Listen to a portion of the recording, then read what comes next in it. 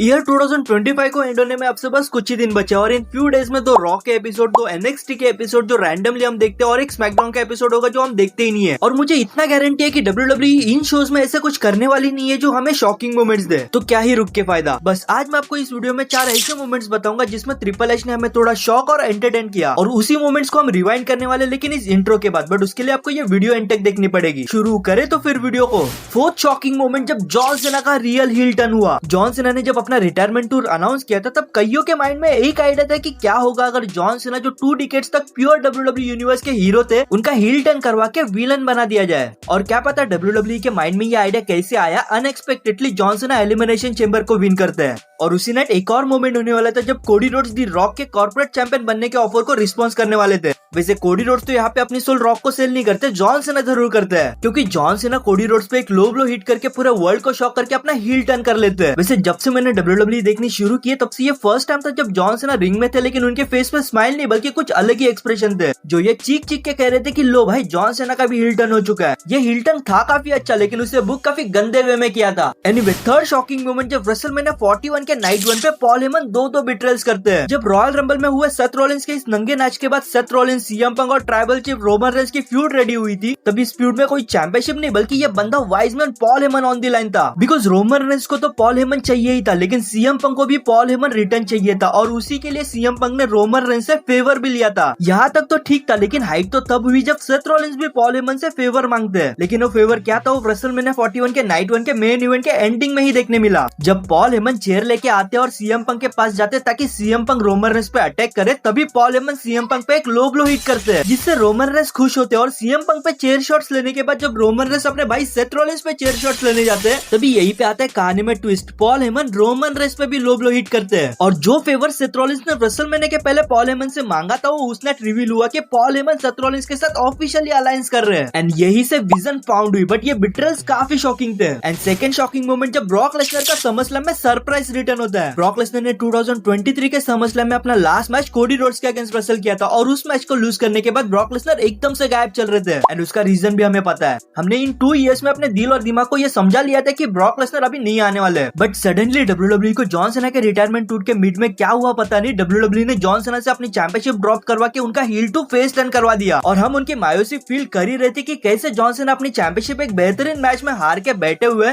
तभी एक म्यूजिक बजता है और बीस्ट इनकार्नेट ब्रॉक लेसनर अपना शॉकिंग रिटर्न करते हैं, और आते ही जॉन सीना पे एक F5 लगाते हैं। भाई फैंस खुश भी थे, शॉक भी थे और सैड भी थे। खुश इसलिए थे बिकॉज जॉन सीना का हील टू फेस टर्न हुआ था, शॉक इसलिए बिकॉज उसी टाइम पे ब्रॉक लेसनर का रिटर्न हुआ था, और सैड इसलिए बिकॉज ब्रॉक आते हैं और जॉन सीना को डिस्ट्रॉय करके निकल लेते हैं। और 2025 का ये मेरे लिए सबसे बड़ा और शॉकिंग मोमेंट था, पॉल हेमन के बिट्रेल से भी ज्यादा बड़ा। एंड फर्स्ट शॉकिंग मोमेंट जब सेथ रॉलिंस समरस्लैम में अपना money in the bank briefcase को कैशिंग करते हैं। तो गाइस इस मोमेंट को मैंने नंबर 1 पे इसलिए रखा है क्योंकि इस पीएलई के मेन इवेंट में किसी ने अपने ड्रीम को अगेन अचीव तो किया, लेकिन वो सिर्फ 5 मिनट्स के लिए। इन डिटेल बताओ तो सैटरडे नाइट मेन इवेंट में एलए नाइट के साथ हुए मैच में सेथ रॉलिंस को एक माइनर इंजरी हुई थी, जिसे डब्ल्यूडब्ल्यूई ने ऐसे ट्रीट किया जैसे कोई वो एक बड़ी इंजरी हो। वैसे सेथ रॉलिंस उस टाइम भले ही एक्शन से बाहर हो, लेकिन उनके पास money in the bank briefcase थी जो कभी भी कैशिंग कर सकते थे, लेकिन वो मुहूर्त समरस्लैम में था ये किसी ने नहीं सोचा था, बिकॉज सीएम पंक ने बड़े ही मुश्किल से गंतर के अगेंस्ट चैंपियनशिप अपॉर्चुनिटी अर्न की थी और उन्हें डिथ्रोन करके न्यू वर्ल्ड हेवीवेट चैंपियन भी बने थे। बट उन्हें क्या पता था कि यहाँ पे ट्विस्ट आने वाला है। सेथ रॉलिंस क्रचेस के साथ अपना रिटर्न तो करते हैं और ऐसे प्रिटेंड करते हैं कि वो अभी भी इंजर्ड ही है। वैसे सेथ रॉलिंस उस टाइम पे क्रचेस के साथ जा जरूर रहे थे, लेकिन वो जस्ट एक्टिंग थी,